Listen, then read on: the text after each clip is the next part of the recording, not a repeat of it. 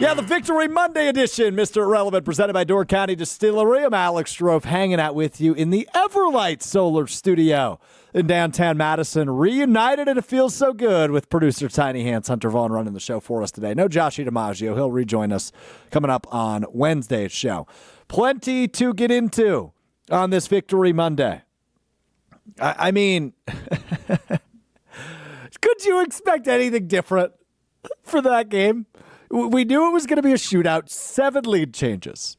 You knew the kicker was going to come into play at some point, and he does. He hits the walk-off kick, does Brandon McManus in his first week as the Packers kicker. That is why you sign a veteran right there. You trotted him out there at the end of the game. The Green Bay Packers did. And I think us as a fan base, we're still holding our collective breath, right? Obviously the Texans try to ice him, and he makes the kick. While the timeout is called, that didn't count. And then he makes it again. And that is why you bring in a veteran kicker. We will get to that in a second. More on that in a second. But I do just want to start with the fact that this was the signature win the Packers were looking for, right? You felt good about this team at 4-2. You felt like they were still in the division race. They were still in arm's reach of the Lions and the undefeated at the time Vikings. And you felt good about the wins they had, right? The Packers won the games you expected them to win, even with a backup quarterback for 2 of them against the Colts and the Titans. But Love beat the Rams. Love beat the Cardinals handedly. You lose to the Vikings in his return game, Love's return game. He looks rusty, but second half he looked much better. You lose to the Eagles in the opener. That's not exactly what you expect, right? So all in all, it was the signature win you were searching for. And the Packers now look like a true Super Bowl contender. I think you felt like the entire time they were a Super Bowl contender. But yesterday is proof in the pudding that they are a Super Bowl contender. You beat a team that is nationally respected as one of the best, not only in the AFC, but the entire NFL.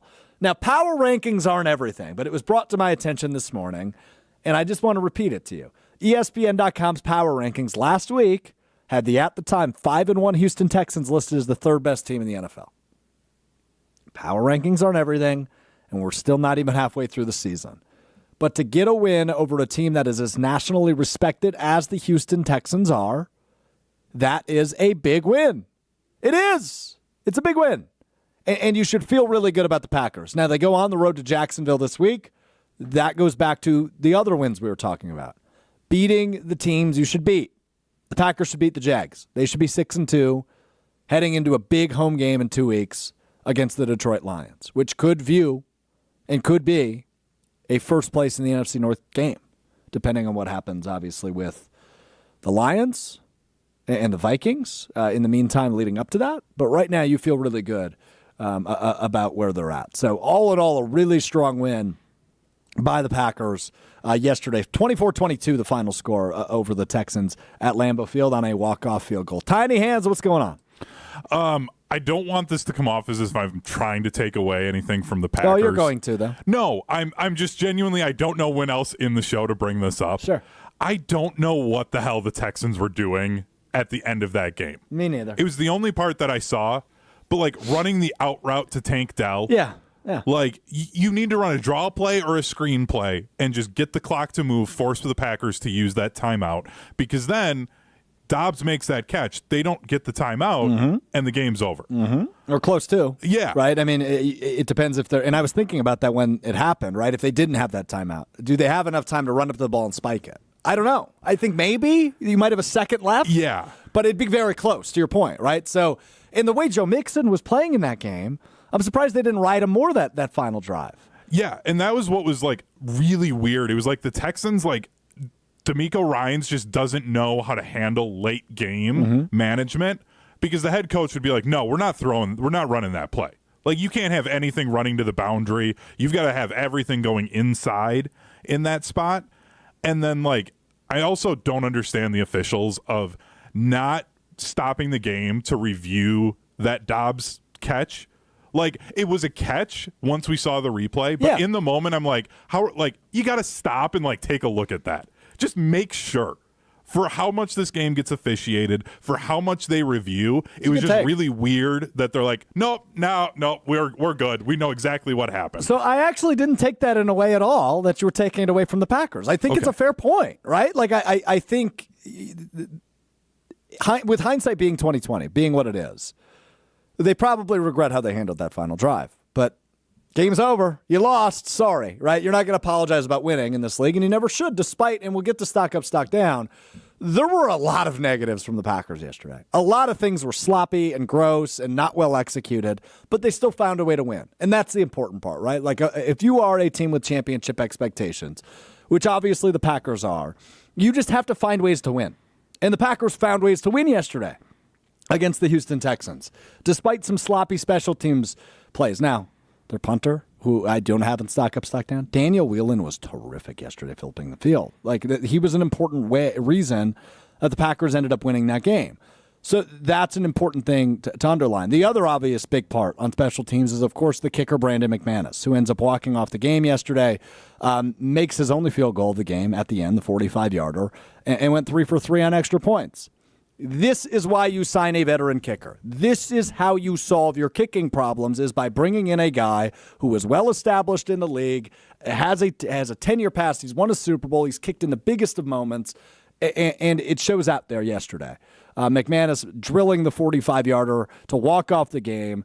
And, you know, the mind can't help but think, what would have happened had they hung on to Braden Narveson for another week? Seriously. You have to wonder that. And I'm not trying to be negative. I'm not trying to, say they would have lost the game one way or another. But in an alternate universe, there is a way in which the Packers still have Braden Narveson as their kicker entering this game. Let's say he goes 3 for 3 on extra points, so the score is still the same, 22-21 with a couple seconds left. Narveson makes that kick. He shuts up a lot of doubters, and he's probably your kicker the remainder of the season. Narveson misses that kick. You're 4-3 instead of 5-2, and you're feeling a little bit differently about the division. You're feeling a lot differently about how they found a way to win that game. So all in all, I couldn't help but wonder, if the Packers hadn't have made the move they did last week by signing Brandon McManus, do they still win that game? I'm not trying to be negative or pessimistic, because maybe Narveson makes that kick. But you have to wonder, if he's still the kicker, they don't make the move they made last week. Are the Packers 4-3 or are they 5-2? And I'm happy to walk away saying, hey, they're 5-2. McManus made the kick, and it looks like, at the very least, this is a long-term Band-Aid on the kicking situation. You've got McManus the rest of the season, and now you can trust him in the biggest of moments to make the kick. I lied at the beginning of the show. Joshie DiMaggio is with us back at the Grubel offices, One Call That's All Studios at the Avenue in downtown Milwaukee. Let's look at what Hunter wrote on the screen. McManus. They have a kicker. Joshie DiMaggio, I ask you my favorite question. Do they have a kicker? I think they have a kicker for now. As you said, a long-term solution for this season. That's good news. Yeah, I mean, I think it was good to get him within that 45, inside that 50, when they were first showing the 50-yard mark there for the field goal. I was like, let's get a little closer if we can. And they got it with that Dobbs play. And I mean, I'm happy about his ability to make field goals, because Narveson from 45 was not reliable, as we had seen many times this year. So, good things. Packers are 4-3. No Braden more talking about Narveson's the kickers. kicker yesterday, right? Say that again? Packers are 4-3 if Narveson's the kicker yesterday? I have a strong feeling of that. I think it's a real coin flip situation. It sure is. I mean, it's much more 50-50 than it is. What is it for McManus inside 49? Yes. Like 91%? Yes, correct. Yeah, it's a lot more 50-50. Shout out Daniel Whelan for that hold, too. Impressive. Yeah, great hold. Fundamentally sound. Brad Nortman would be proud. Uh-huh. What's the deal with that long snapper? Is it that hard? Can we not get better at that? Orzek? Yeah, I don't know. Hey, it worked. That's all that matters, man. You know, speaking of kickers, Anders. Yeah. did go 2 for 2 with San Francisco. With the Niners? Yeah. And had a 55-yarder. Yeah, he did. So I'm still going to say that it's something in the Packers. It's something in the water. Or are you going to make the case that the Packers gave up too early? Did the Packers give up on Anders too early? I think it's a coaching thing. I don't think we're completely done with the kicker issues in Green Bay. I don't either. And I think there's something. I think we are for the on. season. I'll say that. I think we're done for the season. I think McManus is your guy. You've got him through the season. Then next year they ultimately have to make the decision, right? Is it Alex Hale who's on their practice squad? Is it trying to draft another kicker? Is it trying to sign a free agent kicker that's maybe younger than Brandon McManus and has more of a long-term future in the league? I don't know. I don't think we're done either. I think we are, however, done for the season with the kicker situation. Reminder, you can chime in if you're with us live, about 100 rocking with us live on YouTube, at ESPN Milwaukee, at ESPN Madison. Give me your thoughts on the kicker. Give me your thoughts on the win. How you feeling? I see iRock on the ESPN Madison YouTube channel. Happy Victory Monday, Strouf. This win is single-handedly attributed to Brian Gutekunst. Well, let's think about that for a second. Brandon McManus, check. That's a Brian Gutekunst move. Jordan Love, check. It's a Brian Gutekunst draft pick. Josh Jacobs, check, who didn't have a huge game, but he had his first receiving touchdown. That was a risky Brian Gutekunst pickup this offseason.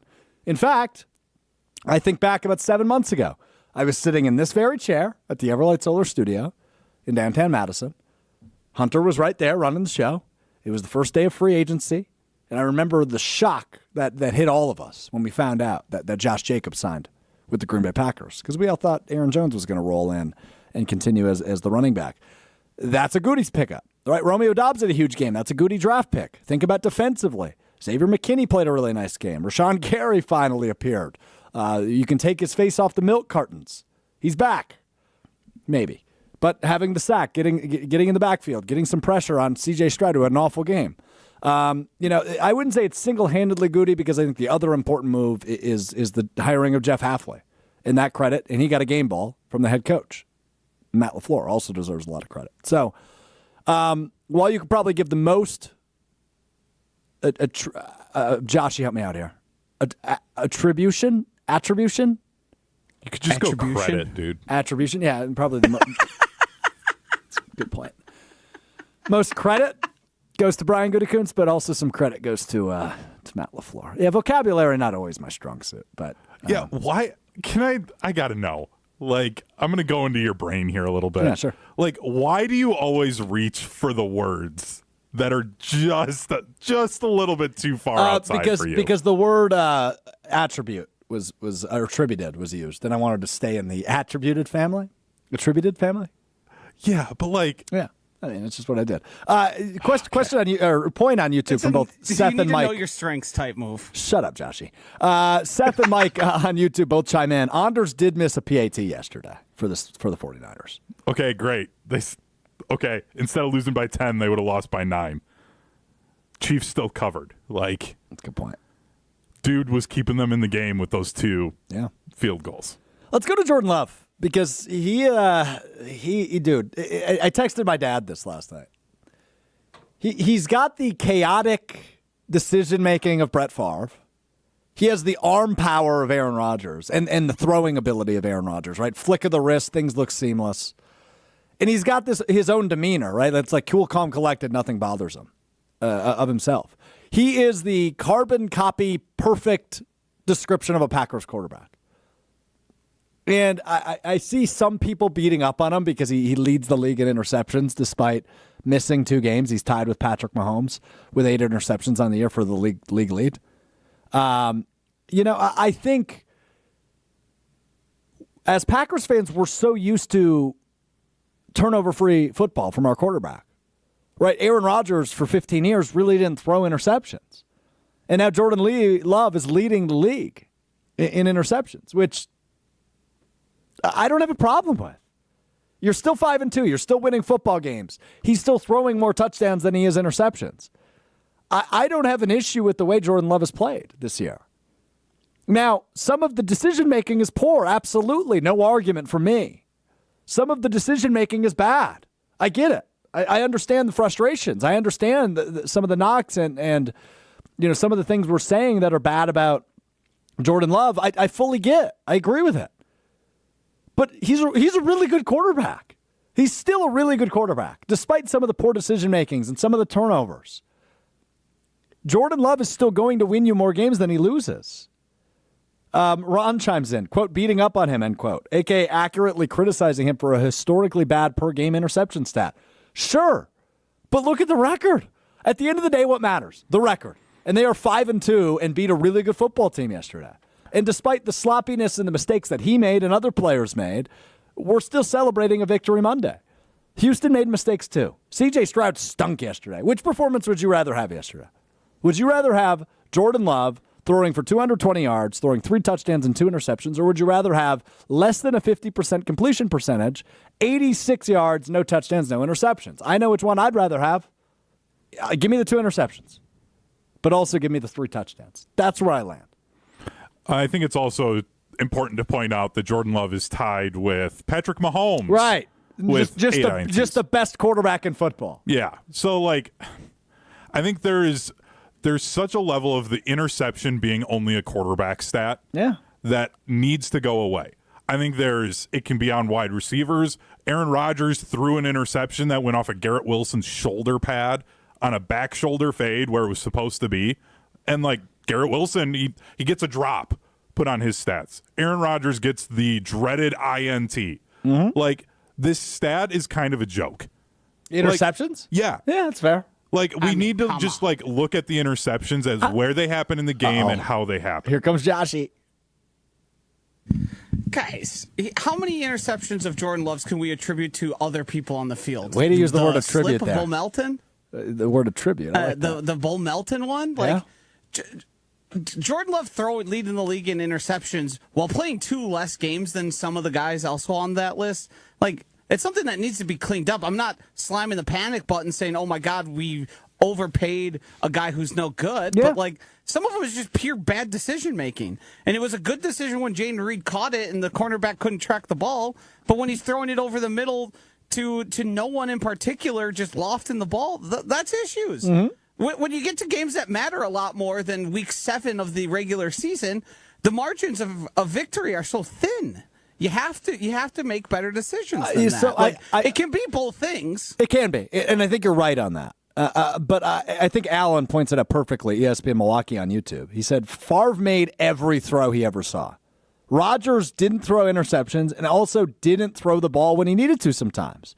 And Allen says he'd rather rein a guy in than push a guy forward, which I think is a fair point on Love, right? Like, you'd rather rein him in, Joshy, and say, hey, like, clean this up. It's week 7 to your point, right? So if he's making bad decisions or throwing 2 interceptions and you're still getting a win, you'll take the win. And Love obviously knows better than anybody. He's got stuff to clean up. He hasn't been perfect this year by any means, but this is still a team that's in a position of 5-2 and wins a game with 7 lead changes.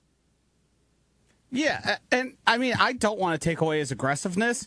It's just some of the decision making, because at times the game doesn't call for the throw he's making, and that is putting your team in a bad situation. We've seen that multiple times where it's like, that probably wasn't the play there. We didn't need that one. But the aggressiveness is also like one of his greatest powers, because teams aren't reeling off explosive plays. So you have to find the right blend of it, and I don't think it's something that can't be coached out or fixed a little bit. But the guy's throwing the ball to the other team a lot, and I would prefer if he wasn't leading the league in it.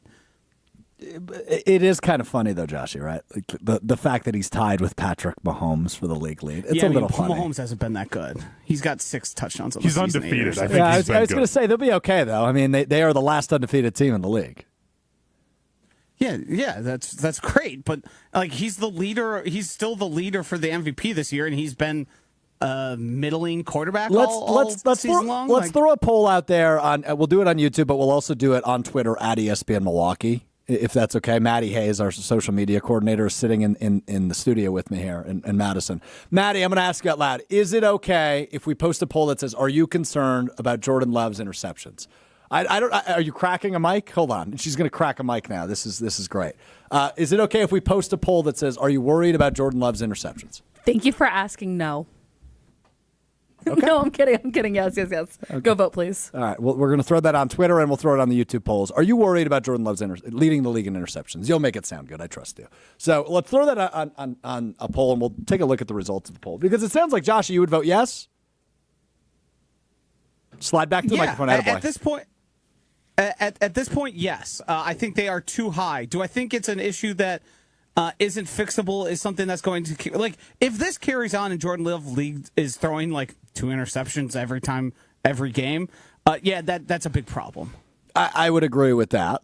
So you vote yes as it stands right now. Hunter, where do you fall on the Jordan Love poll we're going to be posting? I'm leaning towards no until the interception is a Brett Favre, Aaron Rodgers loses them at the end of the game, or a Tony Romo type of interception that he always did. I was just talking to Jim Rutledge, host of Jim, Matt, and Molly, weekdays 4 to 6 on ESPN Madison, before we jumped in here to do the show. And, I said to him, I'm not going to apologize about winning. And if the Packers ultimately lose yesterday, right, if we come in and we're 4-3, I think we're doing a very different show, and I think we're talking about this very differently. But they won. They're 5-2. I don't give a damn. And if they're losing football games because of it, that's when I start worrying. Similarly to the kicker issue, right? Like, if your kicker is losing you a game, then yeah, I'm going to panic. But if he's not, and McManus obviously didn't yesterday, why would I worry about McManus? Love is making bad throws. Yes, 100% we would all agree on that. He has made some questionable throws this year. But do I think it is going to be back-breaking come the playoffs, which this team is clearly going to make unless something crazy happens over the course of the rest of the season? So right now my vote is no. If they lose to the Jags next week and he throws 2 interceptions, I will be changing my vote next Monday. Right? I think that's kind of where I land. Yeah, and I think it's also when you're putting it into the context of this game against the Texans, like the Texans are an incredibly good football team. Mm-hmm. They're going to do things to make you not look good, even when you beat them. That's what good teams do. That's why it was such a close game. So, like, this idea of, like, oh, well, they didn't look good and they struggled at times and things weren't perfect. Like, yeah, that's what a team that's looking to probably try and go to a Super Bowl is going to do to you, even if you're a good enough team to potentially go to the Super Bowl as well. That's the NFL. That's what happens. I know he's still made mistakes. I know that he hasn't been perfect, but it's fine if he's doing it in week 7. It's okay to try those things out now. Mm-hmm. It was the same thing of Brock Purdy was talking about how he was throwing a bunch of interceptions during training camp, and the press were ripping him apart in San Francisco. And he's like, yeah, I'm going to try things that I shouldn't do now. I'm not going to do that when it's December. Mm-hmm. Like, there's a time and place for it, and I think Jordan's just trying to figure some of that out right now, as long as they're winning games. He didn't throw an interception in the last drive to get him into field goal range. He made great, smart throws then. It's okay. Everything's going to be okay. Early returns across our polls on the ESPN Milwaukee YouTube. 6 votes, 7 votes in, 100% say no. On the ESPN Madison poll, 3 votes in, 100% say no. And on Twitter... where are we at here? About 25 votes in, 52% say no, 48% say yes. Okay. So some people are, some people aren't. Some people are Team Joshy, some people are with me and Hunter. I think it's too early to worry or hit the panic button, which I don't think Joshy's doing by any means. But it's certainly something that's eye-popping, right? Love didn't throw interceptions the second half of last year. And maybe this just signals comfortability. Maybe this just signals that Love is more comfortable than he was at the end of the last season. He's willing to take more risks. He has more trusts in the guys around him. Maybe that's the case. But yeah, you want him to reel it in a bit. Of course, naturally. So we'll continue to keep an eye on that poll. Also want to get to some stock up, stock down. Want to take a look at the division because another week, no more undefeated teams in the NFC North, but damn is this division good. The Bears lost in their bye week. How fun is that? We will get to that all coming up. But first, got to tell you about my friends, our great presenting sponsor at Door County Distillery, locally produced, handcrafted, award-winning spirits made locally in beautiful Door County. For me, football season, whiskey season. My personal favorite is the Door County Distillery Bourbon, but they also have the 27-time gold medal award-winning single malt whiskey, and they have their delicious rye whiskey at Door County Distillery. Maybe whiskey's not your thing now. How about brandy? Cherry brandy, apple brandy for the fall season. They've got that classic green bottle of gin, that classic blue bottle of vodka, and the cherry vodka made with local Door County cherries. Whatever it is, tailgate, parties, gatherings, hanging out on the deck as you enjoy this nice weather tonight. Another beautiful 70-degree day here in the end of October. Elevate it. Door County Distillery. Visit DoorCountyDistillery.com. Available in liquor stores all over the state, in Milwaukee and Madison and Green Bay and Door County, of course, and Stevens Point even. They've got Door County Distillery. Check them out, DoorCountyDistillery.com, as well as that huge list of unique cocktail recipes at DoorCountyDistillery.com. We step aside for 60 seconds. When we come back, stock up, stock down. I've got a shocking stock down. You're not going to believe Alex Strouf has a stock down for this guy. I'll tell you who that is coming up next. It's Mr. Irrelevant. I'm Alex Strouf. Happy spooky season. What's the best drink this October? My friends at Door County Distillery are going to teach me how to make it. Fall in a glass, it's the Apple Butter Bourbon Fizz from Door County Distillery. All you got to do is scoop apple butter into a cocktail shaker, take 2.5 ounces of your bourbon, shake that, strain that, and then fill the rest of the cup with ginger beer. And if you like to, which I like to, dash a little cinnamon on top of that. Boom, shakalaka, you've got the Apple Butter Bourbon Fizz from Door County Distillery. Cheers, the Apple Butter Bourbon Fizz. I'm not going to say it 5 times fast enough. There's like a apple cider taste to it. Apple cider vibes, yeah. That's like corn maze for adults drink. Is what that tastes like. Check out their website with a huge list of unique cocktail recipes at DoorCountyDistillery.com. That's DoorCountyDistillery.com. Evan on the ESPN Milwaukee YouTube channel commented with a bomb. He's tied for picks with the Super Bowl champion, but smoking him in touchdowns. Weren't we 2-5 this time last year? RELAX. Well done, Evan, on the ESPN Milwaukee YouTube channel. As we are asking the poll today on Twitter at ESPN Milwaukee, which you can vote on through Tuesday afternoon. Are you worried about the fact that Jordan Love is leading the league in interceptions? The one on Twitter is a little bit more 50-50. The ones on YouTube are much more in the no category. But I thought Evan nailed it on the head right there. Well done by Evan on the ESPN Milwaukee YouTube channel. Hey, before we get to stock up, stock down, another good question, because I asked Joshy before the question, do we have a kicker? Hey, Joshy, got another question for you. This one from Green Ranger on YouTube. Is it too early to say we have a defense? I will answer this before Joshy gives his take. It's safe to say they have a defensive coordinator. I'm right there with you. I think they do have a defense. I think, like, if you look at the way he's dialing up pressure, some of them, the pressures he's getting are just simply off of twists and stunts that they're running with the guys on the field. He's dropping guys into coverage and bringing other guys that is confusing the offensive front. You can see the Rashawn Gary one where they only bring four. Only four. But he goes from the edge to over the front, over the center, and nobody picks him up because they had already slid their protection one way, and it was free, and that was huge for them keeping the Texans out of the end zone. I think he has elevated the level of play of the guys on the field with the addition of some guys on the field who have frankly been way better than we even expected. Xavier McKinney is one of them. Edgerrin Cooper, Evan Williams makes big tackles just every single game now. That's just a thing he's going to keep doing. He's such a stud, dude. I think the defense is really good, and it's only going to get better, save for any big injuries happening, which obviously, knock on wood, hope that doesn't happen. But he's using his weapons in ways that are working for them, and it's working in the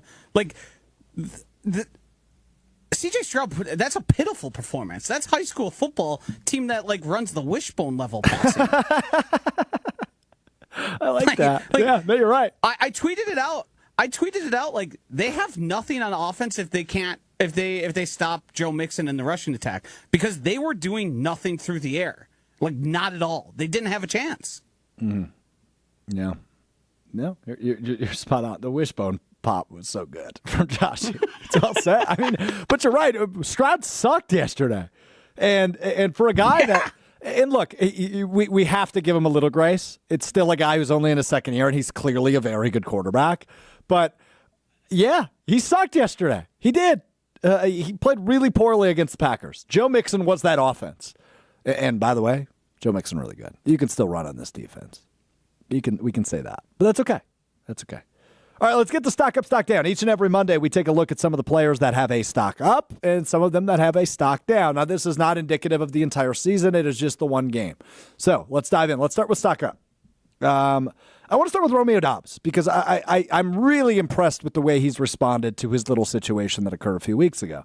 Last week, obviously, returns with a huge game against the Cardinals, 2 touchdown catches. Yesterday, he showed why we dubbed him, no pun intended, why we dubbed him Mr. Reliable last year. He became Jordan Love's security blanket. When Jordan Love needed a guy to throw it up to 50-50 balls or just a guy on whatever it is, a quick pass over the middle, a quick slant, whatever it is, a screen, Doubs became that guy for him last year. And Doubs showing again why he and Love are such an interesting duo, despite maybe not being the most talented receiver or the true number one receiver. Doubs plays such a hugely important role on this offense. 8 catches on 10 targets, 94 yards, led not only the team, but led the game in receiving yards. How about this for a stat? Romeo Doubs had more receiving yards than C.J. Stroud had passing yards yesterday. That's phenomenal in his second game back from the suspension. So Romeo Doubs, we said it last week. We hope the situation in which he was suspended for is just a blip on the radar. Yesterday, a second game in a row that is a really important step in the right direction to making that a blip on the radar. So Romeo Doubs, stock up. I told you, you'll never believe who I'm going to say is stock down. I am the proud, self-proclaimed CEO of the Jaden Reed fan club. Self-proclaimed CEO, and I believe that. I believe I've been peddling more Jaden Reed propaganda than anybody else on the face of planet Earth. But it's stock down for Jaden Reed after yesterday's performance. Not only did he not have a good game in the receiving game, 4 targets, 2 catches, 10 yards. I mean, that's just not a Jaden Reed game. Couldn't get anything going out of the backfield, just had the 1 carry, went nowhere. Punt return, man. Why did he catch that ball? They still won the game, but that late punt return, shouldn't have caught it. Should have let it go. And punt return is a whole nother issue we'll get to in just a second. But it is stock down on Jaden Reed. I still believe he's the number one receiver. In fact, I still believe he's a superstar. He just didn't look like a superstar yesterday. And look, as I just said about C.J. Stroud, and I will say about Jaden Reed, he is only in his second year. He is still a young player who is evolving and getting better and adding things to what he's able to do, right, to his game. So there's still a lot of ball game left when it comes to Jaden Reed. He's still got a long, successful career ahead of him. But he was bad yesterday. He was. If we're going to call him a superstar and view him as the true number one receiver on the Packers roster, he has to be better than he was yesterday. And that's okay, and I think he will be. But I think he'll bounce back. I still think he's the best receiver, most talented receiver on this roster. But yesterday was his worst day. And that's okay. Because you know what? I'm still smiling. The Packers still got to win. So 1 receiver up, 1 receiver down. Romeo Doubs up, Jaden Reed down after the performance yesterday. And guess what? That is okay. This is the conversation we need to have. He's not a player. He's a coach. Stock down, Rich Bisaccia. What the hell was that? Seriously, what the hell was that? I tweeted this yesterday, and I don't have a good answer. What exactly does the special teams coordinator do? Does anybody have the answer to that question? Not 1, not 2, but 3 punt returns were atrocious yesterday. Nixon doesn't catch the ball when he should. Reed catches the ball when he shouldn't. And there's a fumble mixed in there. 3 punt returns that were atrocious yesterday. Now, the punter was good, and obviously the kicker was good. He won the game. So the punter and the kicker both get a game ball. You know who doesn't get a game ball? Rich Bisaccia. I'm not exactly sure what he does. It's week after week after week with this team that there are special teams blunders. And yesterday was no exception. In fact, I would argue yesterday might, especially in the punt return category, in the return game category, period, it's the worst they've been. Right? You know, you gloat so much about having the all-pro returner and the best returner in football. When did it look like that yesterday? It didn't. I'm not exactly sure what Rich Bisaccia does. He's getting paid a lot of money, and he is laughing his way to the bank. But it doesn't look like special teams were coordinated much yesterday, especially in the return game. Some of the replies to my tweet yesterday that I mentioned, I tweeted out, at @Alex_Strouf. What does the special teams coordinator do? Could somebody explain that to me? Rye Rudy says, on this team, not much. Todd says, cashes checks that total approximately $2 million per calendar year. Acts tough on the sideline, offers no coaching guidance. It's well done by Todd. Yeah, and Seth says he coordinates special teams. I don't think so. I don't know if that's accurate. You know, had you consulted your producer on that tweet, I would have said that you should have done wrong answers only. Like, that was good, but we could have done better. You know what? It's not a bad point by you. Should have consulted you. My bad. I will now, from this point forward, I will only consult Tiny Hands when I tweet something. I'm clearly the Twitter king. I got a lot of crap on Kyle Brust Norman, which you can hear weekdays 2 to 5 on ESPN Wisconsin. We were talking about, besides the Packers and Texans, what's the sexiest matchup of the week? My vote, my number one vote was Vikings-Lions. But my number 2 vote was tonight's game against the Ravens and the Buccaneers. I think that game is so sexy. Right, 2 4-2 teams. Ravens on the road, who have been one of the best. Those are 2 of the best offenses in football. And maybe, I don't know statistically where they rank, but I would imagine they're probably 2 of the top 5 teams in football offensively. It's a really fun game tonight. But the last time that you were excited about a game was the Thursday night Broncos-Saints game. Oh, you got to bring that back up, don't you? So you went on a limb, basically in back-to-back shows, trying to say that a game is good. You think that game? You think that game will provide tonight, right? Ravens Bucks is For fun. your sake, I hope so. I do too. Because if it doesn't, if I'm wrong again, you got to stop listening to my advice on good football games. that's going to be a long 3 hours for you. If it doesn't come through tonight. The good news for me though is, Hunter, there is another game on tonight, so I could just flip the channel. I don't even know what it is though. What is it? It's Chargers and Cardinals. Is that right? I don't know, but you think Brad's gonna forget? Like, Brust will forget. Kyle will forget. Brad won't. Yeah, Brad's not forgetting. Good news, I'm not on the show today, right? Yeah, but the game's tonight. You're going to be on the show Tuesday. Yeah, we'll hear it tomorrow. Yeah, Chargers Cardinals. That's kind of it might be a good game in terms of like close, but it's not as appealing as Ravens Bucks. That's a really fun game tonight. So anyway, all right, let's get back to stock up, stock down. Rich Bisaccia, not good. That's my take on that. Stock up, Eric Wilson. He was awesome. 2 sacks for him in place of the injured, not Eric Stokes, the injured Quay Walker, who went out early in that game. Look, I mean, we think back to last year. Eric Wilson had one of the biggest plays in the playoffs. It was the kick return that was phenomenal by Keyshawn Nixon against the 49ers. And then at the end of the return, he fumbles the football and Eric Wilson jumps on it. So he's more well known for his special teams presence, as he's kind of a depth linebacker now with the addition of Edgerrin Cooper. He comes in for the injured Quay Walker, plays the rest of the game. And as I mentioned, 2 sacks. He led the team in tackles. I thought he was awesome yesterday. Despite the fact that Joe Mixon had a really nice game and was able to kind of do what he wanted against this Packers defense, I thought Wilson was a good stopgap linebacker, and obviously getting the 2 sacks. Stroud sacked 4 times, including half of those by Eric Wilson. Would I be mad if we saw more Eric Wilson in the normal linebacker rotation going forward? No, I wouldn't be. I think Edgerrin Cooper's been really good, as we mentioned, here in his rookie year. Him and Evan Williams seems like they are every down guys. And by the way, Evan Williams was an every down guy yesterday for the Packers in terms of snap count. I think Eric Wilson's got to find, you've got to find places to play him after yesterday's performance. How can't you? Right? When you get brought in and your role gets elevated due to an injury, especially really early in that game, I think it was in the first quarter Quay Walker went out. I thought he was awesome. Like there wasn't a moment in that game where I went, oh, what is Eric Wilson doing? Which I feel like I've done quite a bit with Quay Walker this year. I did not do that yesterday with Eric Wilson.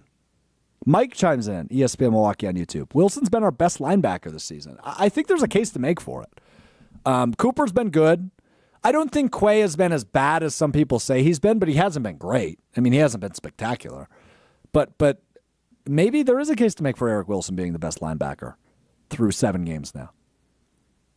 But again, I go to with this defense. And Jeff Hafley, well-deserved game ball that he received from Matt LaFleur. The Packers' defense is actually has a lot of good problems to have, including this one in our final stock down. The cornerback room stock down. And I know that's weird to say after a game where you only allow 86 passing yards. hear me out on this. Jair's been good. Keyshawn Nixon has been, is it strong to say brilliant, since he's been moved outside from the slot position? Nixon and Jair are taking the snaps at corner. And you're finding Bullard kind of in a nickel role. And obviously, Evan Williams and Xavier McKinney at safety have been great. But Nixon and Jair, I am not talking about when I say stock down in the cornerback room. It's stock down on Carrington Valentine and Eric Stokes. You expected one of, if not both of those guys, to take a step forward. And they haven't. They've actually debatably taken a step back. And their snap count has taken a significant step back, which is concerning. So while I'm not, saying, hey, the Packers don't have cornerback depth, because I think it's a good problem to have when Eric Stokes is probably looked at as your fourth best corner or maybe fifth best corner. But no Valentine. Corey Valentine, that is, was horrible against the Vikings. He has not been back on the field since. Carrington Valentine, you thought was your bona fide number 2 corner. That's clearly not the case. It's Keyshawn Nixon now. I'm a little bit concerned about the cornerback room, but also view it as a good problem to have, if that makes any sense at all. And if anybody... No, it doesn't. Yeah, I was just about to say, if anybody's going to tell me whether or not it makes sense, it's going to be Joshy. Joshy, where are you at in the cornerback room? I think Eric Stokes at this point kind of is what he is. Which is what? Like a fourth corner? Yeah, he's a guy who can do some things. You don't want him on the field a lot. Teams will pick on him. I'm still very high on Carrington Valentine. I think the bigger story is just Keyshawn Nixon. Yeah, I have no reason not to be. I mean, he had some injuries. He lost playing time because of that. He was forced. I think the real story is simply just about Keyshawn Nixon. He was a guy I wasn't confident about in the slot, and then they moved him outside, and he's been great at it. He's been really good. I don't know if Carrington Valentine got worse or Keyshawn Nixon has just been playing out of his mind. At what point is it just, this guy's just pretty damn good, and your third or fourth corners being those guys is a really good spot to be, as you said. I don't know if I'm stocked down really on any of them, because where was Eric Stokes' stock? It wasn't high. But I guess Valentine, you say you're still high on, which is good to hear. If they're still on the roster, their stock isn't 0 yet. So. That's true. That's true. Braden Narvison, on the other hand, his stock is -4. So that's a good point. But I don't know. I don't know if it's fair to say the stock is down for the whole room because, like you said, Keyshawn Nixon's been great, and I probably should have given him a stock up today. But I think I'm still battling with the fact that Eric Stokes came back healthy after visiting a specialist here in Madison in the offseason.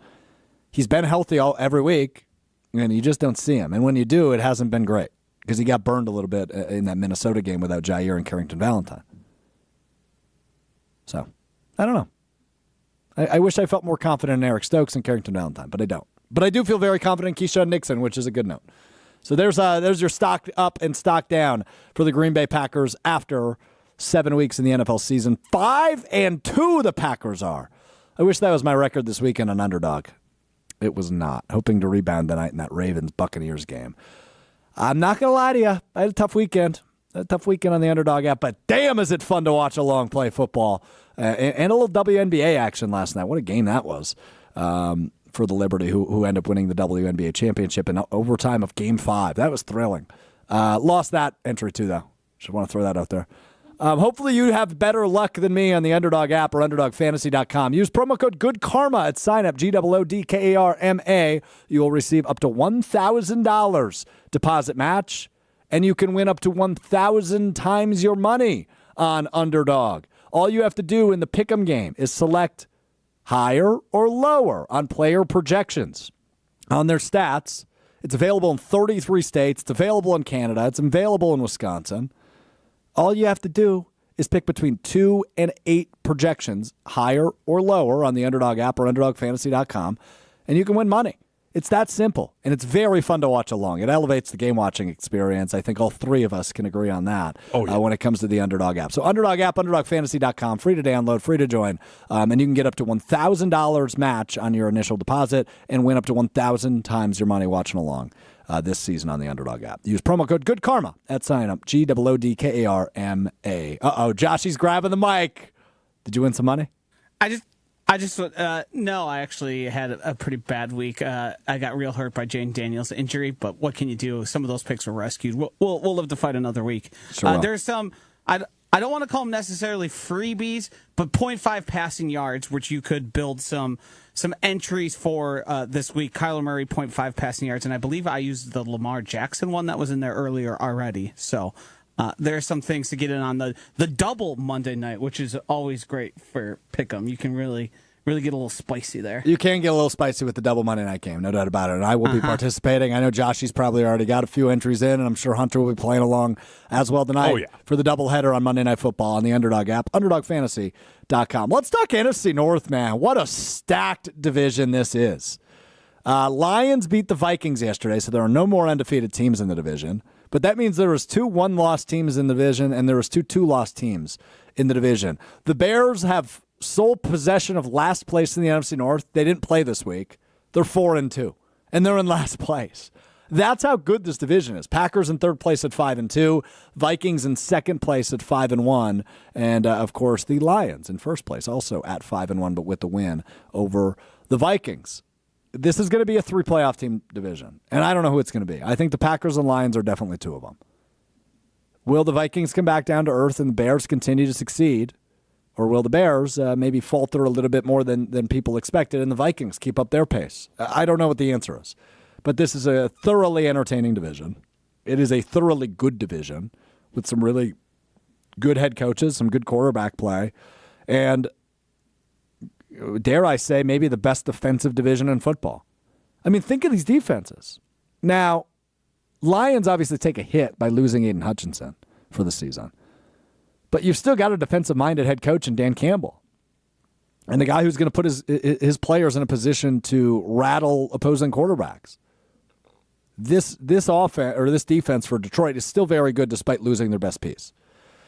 Chicago, I mean, they've got a good defense, really good defensive backs, and they've been and they haven't played anybody too great yet, or beat anybody too great yet.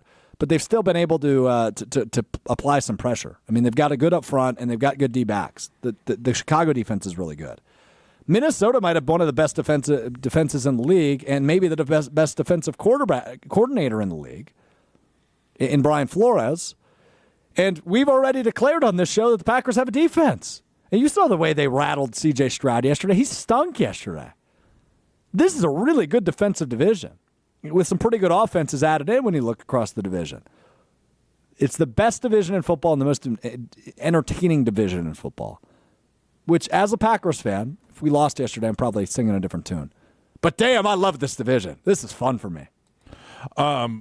If there's still any Packer fans that are maybe a little worried about the way that the Bears are playing with a rookie quarterback, I think the thing that's going to help for Packer fans is that I was just looking at the Bears' schedule.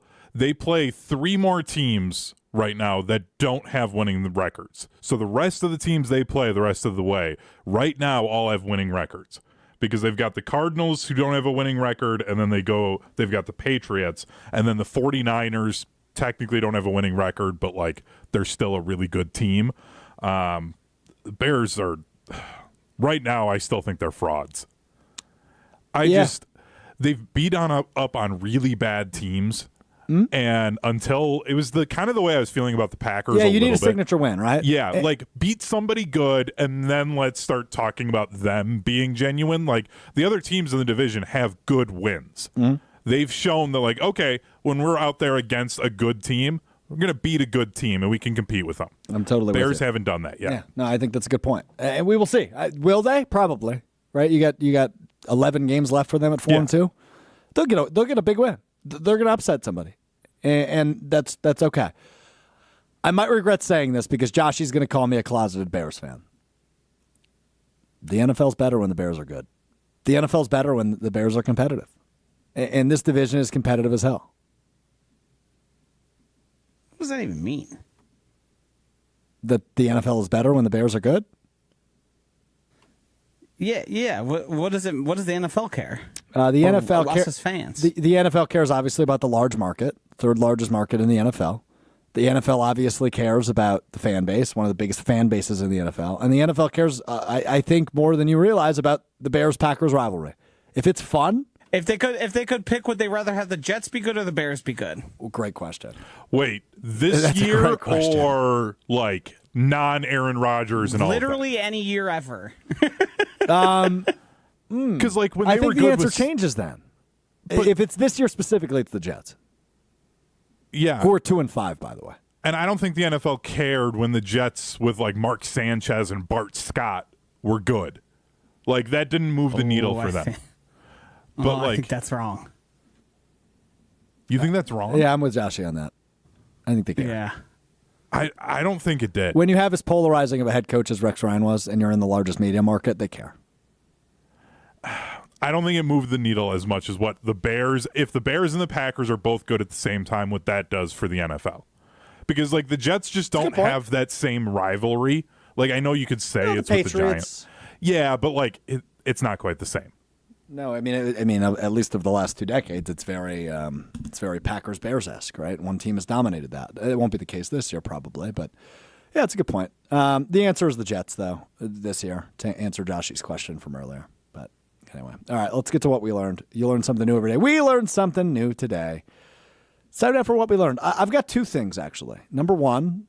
Badgers basketball team alternate uniforms. If you haven't seen them, see them. They're sick. I love them. Much better than the Packers whiteout, which I also liked, by the way. The whiteout will be brought back, I think. That's a prediction, not something I learned. They won in a fun game. They're going to bring that back at some point. Maybe even this year. I don't know, though. We'll see.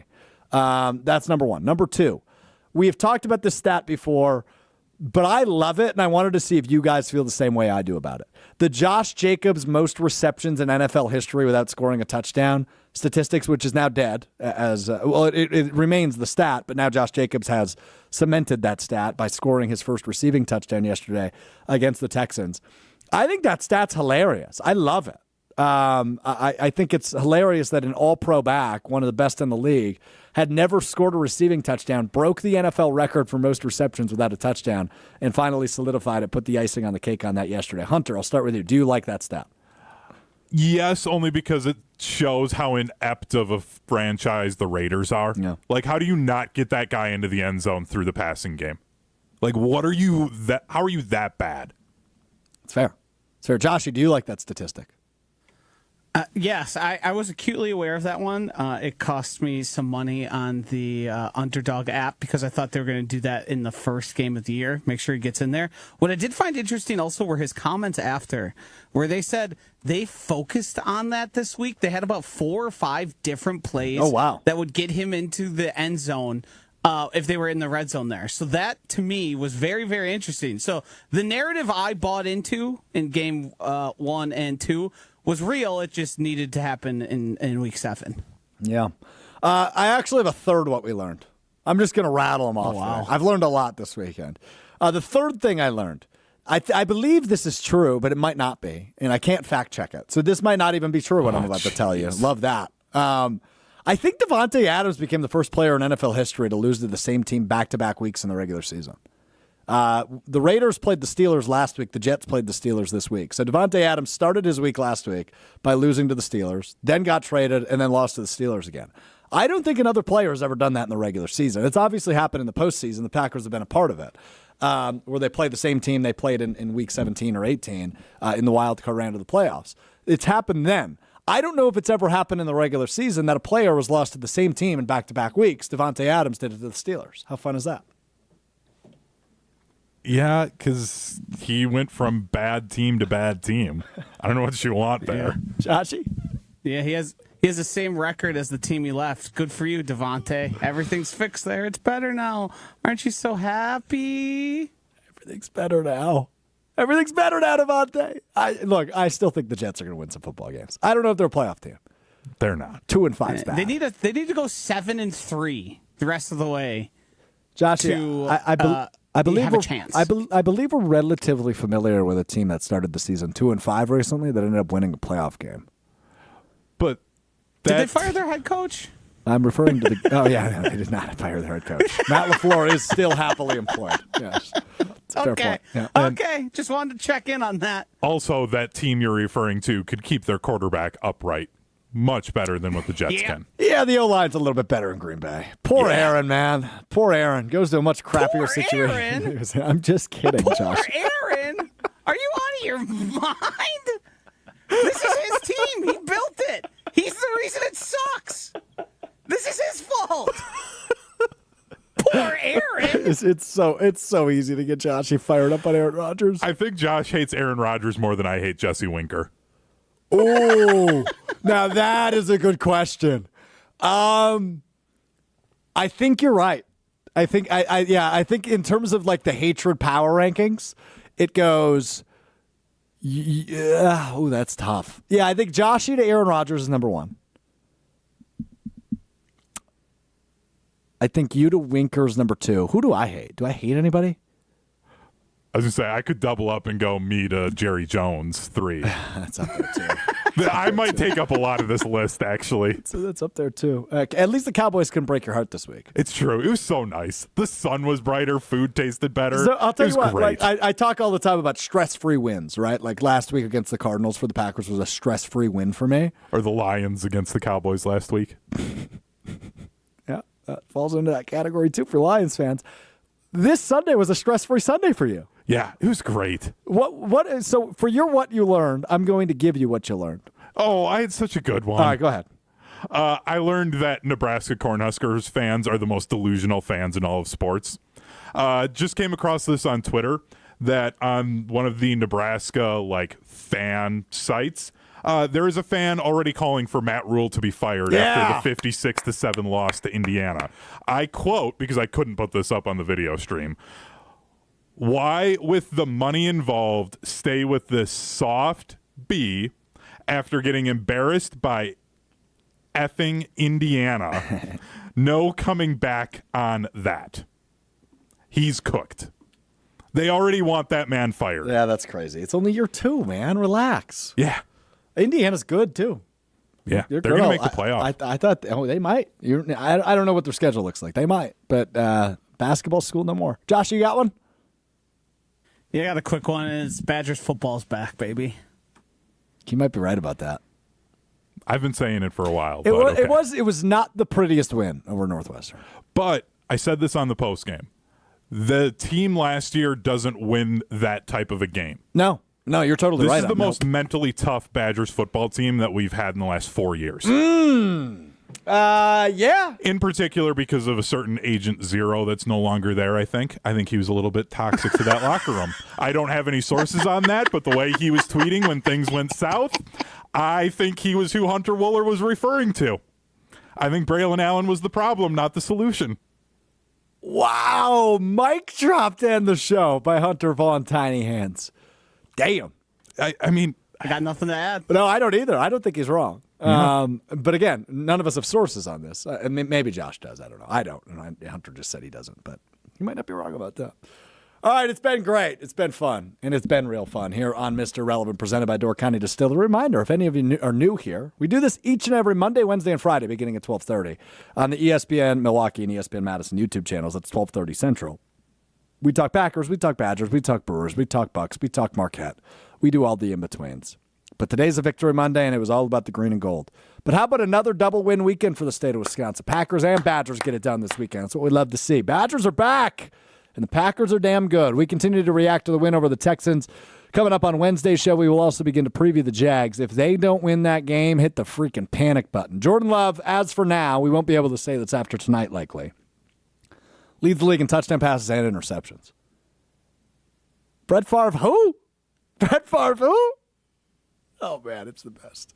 We'll talk to you on Wednesday. Play along on the Underdog app. Use promo code GoodKarma. Drink your Door County Distillery. Available all over the state of Wisconsin and available online. DoorCountyDistillery.com. We'll talk to you on Wednesday. Thanks to Joshy. Thanks to Tiny Hands, as always, for running the show and playing along with me. I attribute the success of this program to those two. It's Mr. Relevant. I'm Alex Strouf. We'll talk to you Wednesday. Peace.